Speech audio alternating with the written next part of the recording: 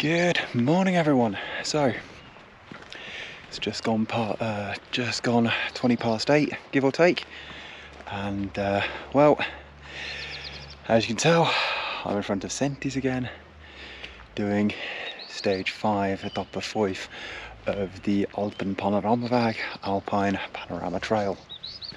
So yeah, not too long today, 12 kilometers, 500 meters of elevation gain. So yeah, not too bad. Weather looking a bit variable, potential for thunder and lightning later on in the day, but I'm hoping to be finished well before that. So yeah, without much further ado, let's get to it. Let's get hiking.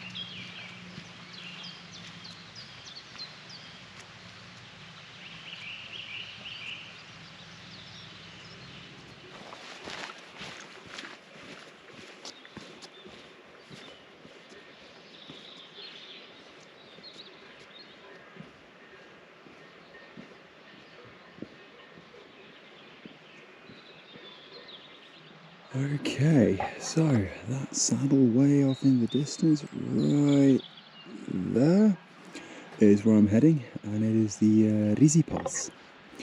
So yeah, that's around about 500 meters of elevation gain, very easy going. So yeah, today should be quite chilled out, quite mellow.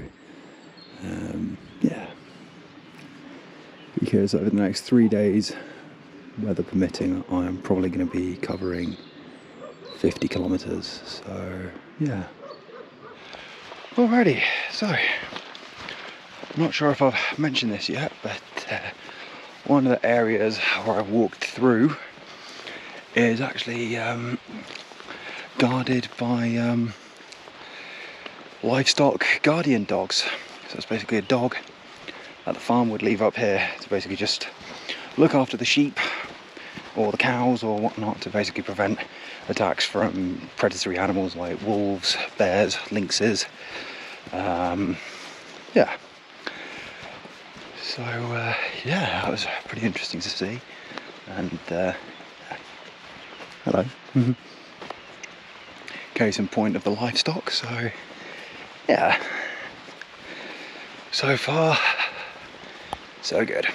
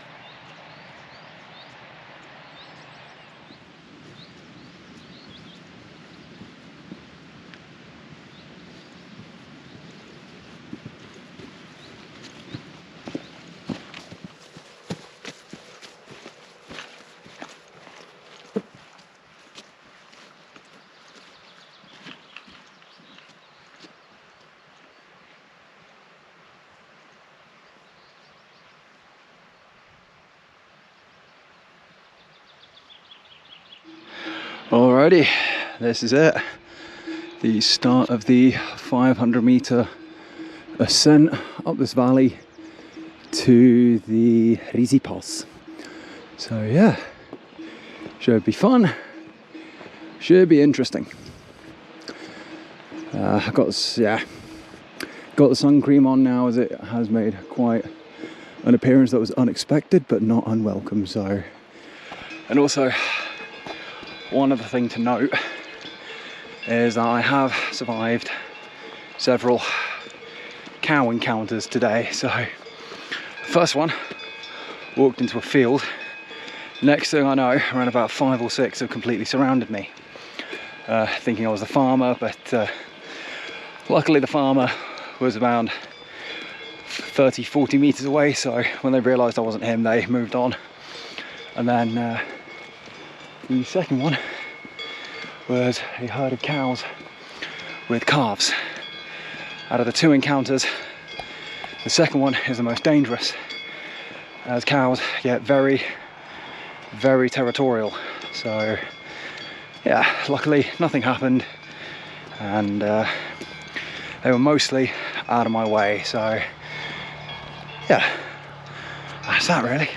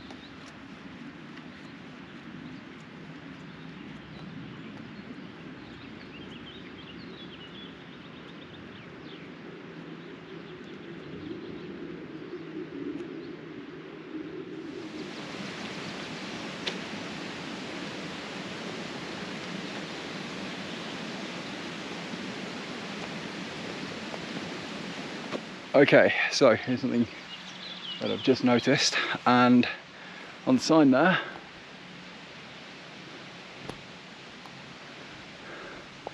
it's the Kantons Mittelpunkt, so the midpoint of Canton St. Gallen.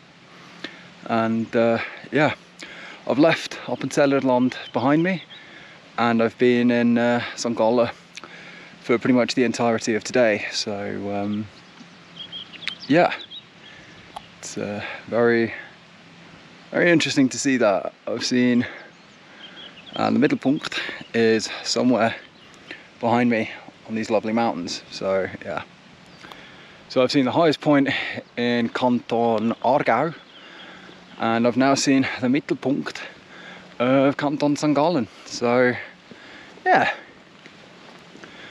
wonder what more there is to discover on this tour.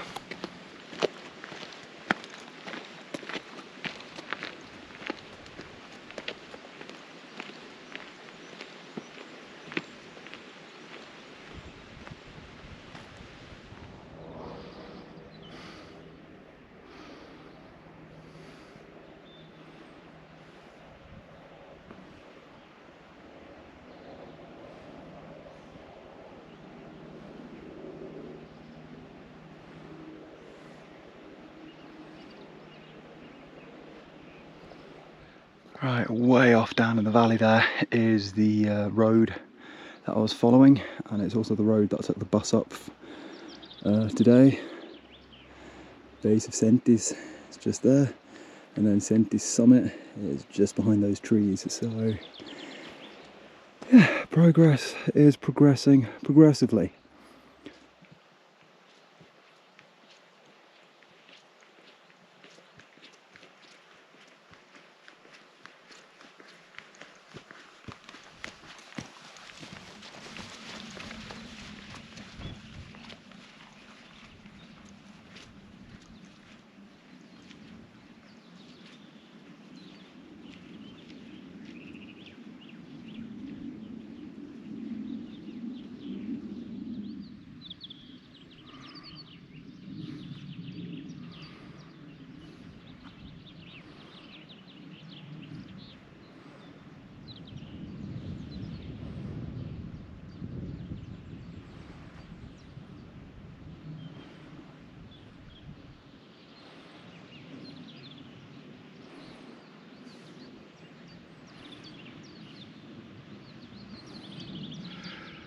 Alrighty, so I highly doubt that my GoPro is going to pick it up, but right there is where I started today's journey. So yeah, nice, easy, steady going.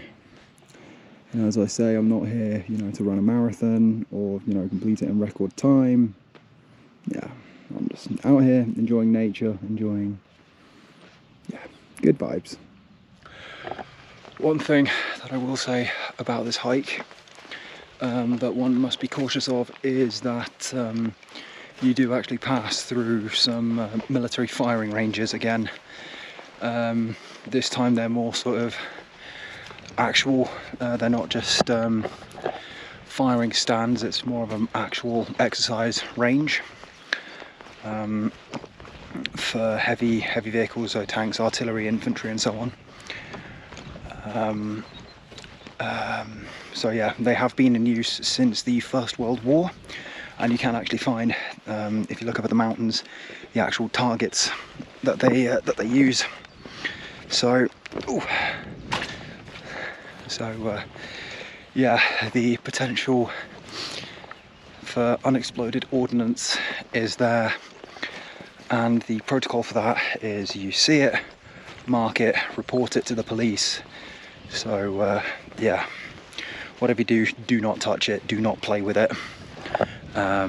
Yeah, just, yeah, let the authorities know and they'll know what to do with it. So yeah, so you can actually see on little information tables that they have roughly when the pathway is closed and when it's open. Normally if you go on a Saturday, as I am today, or when basic training time is just finished, you've more or less got a clear entry. So yeah.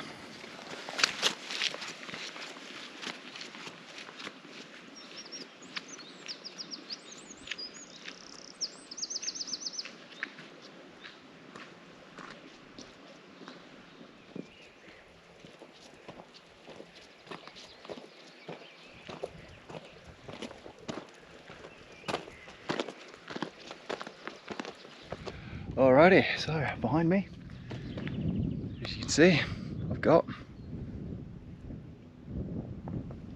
the Risipass. So behind me now is where I've been, and this is where I'm going.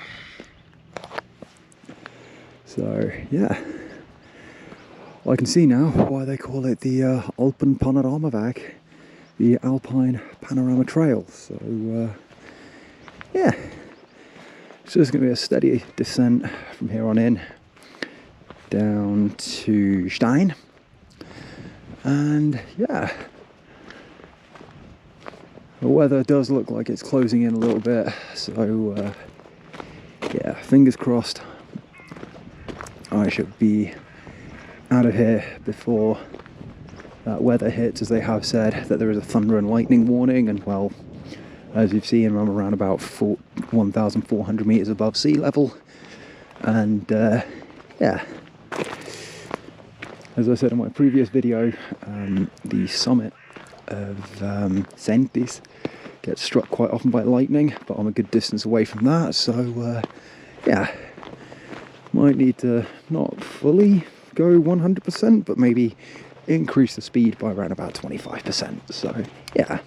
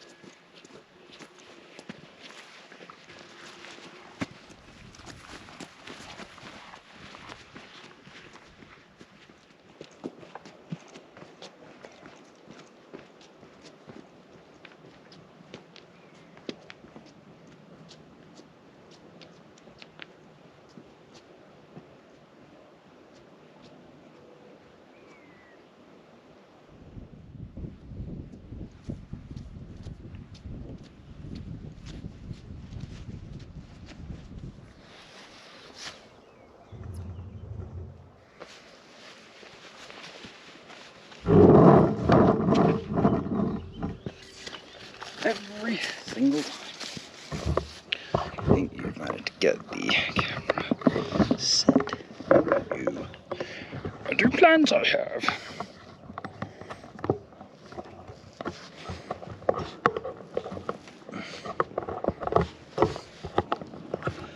Right, fingers crossed that now stayed, yeah.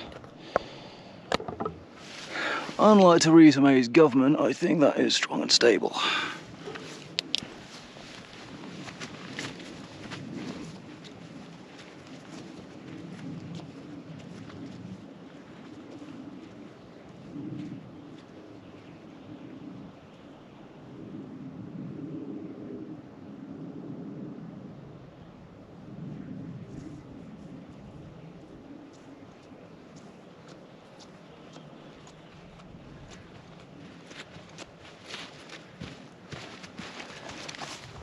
Okay, so those mountains that way are effectively what's on the other side of Walensee.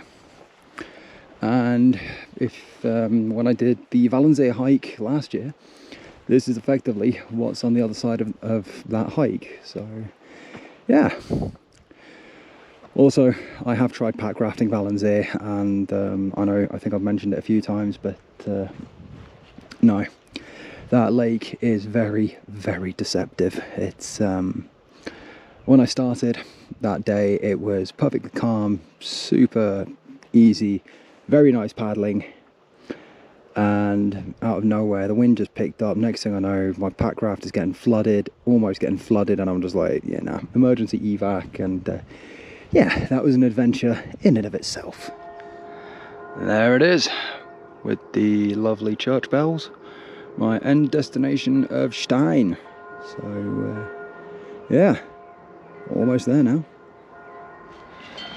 Alrighty, so I am very close to my end destination now. I've got maybe one click to go, give or take a couple hundred meters of elevation. But nah, houses are starting to build up a little bit more now, so yeah, that means that filming is going to get reduced to a couple of panning shots and maybe a closing statement. So yeah, because yeah, I've already explained my reasons why. Also, there's quite a bit of livestock in the fields, and yeah, I don't want to have to worry about cows retrieving the camera and so on and so forth. But yeah, up until now it's been an absolutely fantastic day. So yeah. Okay, so on this section of the trail, I've noticed it is very easy to get lost. I missed a right turn, ended up walking through a field, almost relinked with the trail, but then I took a left because I wasn't following. It's my fault, I wasn't following any maps or anything. I didn't see the sign, and yeah, next thing I know, I end up in a dead end after a very steep ascent, which meant I had to double back, and yeah, but all's well that ends well. Yeah, bumped into a trail runner who seemed quite interesting, even offered me a lift, but this is the next village, but unfortunately my way is the opposite way from where he was going, but decent. Whoa. But yeah, I'm very grateful for the offer. So yeah, it's not the first time I've hitchhiked on an adventure. This is going back years, back to 2019. This was before I started YouTube. This was predominantly when I was back then. I think I was mostly posting on my Snapchat stories, I think. Yeah, years ago. And yeah, it was the first time I'd done. It's still my longest hike to date. 63 kilometres from Bath up to Knoll Hill near Bristol, and then back before I ended up having to catch a bus from Bath Spa Uni. So yeah, that took me 3 attempts to do. I never actually finished the route as planned, but yeah, still I'm quite happy with it. And then yeah, but anyways, on one of the first attempts I ended up getting lost in a field of oilseed because couldn't find the path, and well, yeah, it was blazing hot sun. I basically got heat exhaustion. Ended up going to the nearest village, finding the pub, because I'm thinking, right, you know, like all great adventures, it always starts in the pub. found a family and got chatting, and thankfully they managed to give me a lift from whatever village it was back to what was it, Radstock I think, and then from there I just managed to take the bus home. So yeah, always a little something on a Llavas adventure. Alrighty, so I'm in Stein at the end of the journey, so at the end of the top stage. So yeah, thanks for watching the video, and yeah, see you on the next one.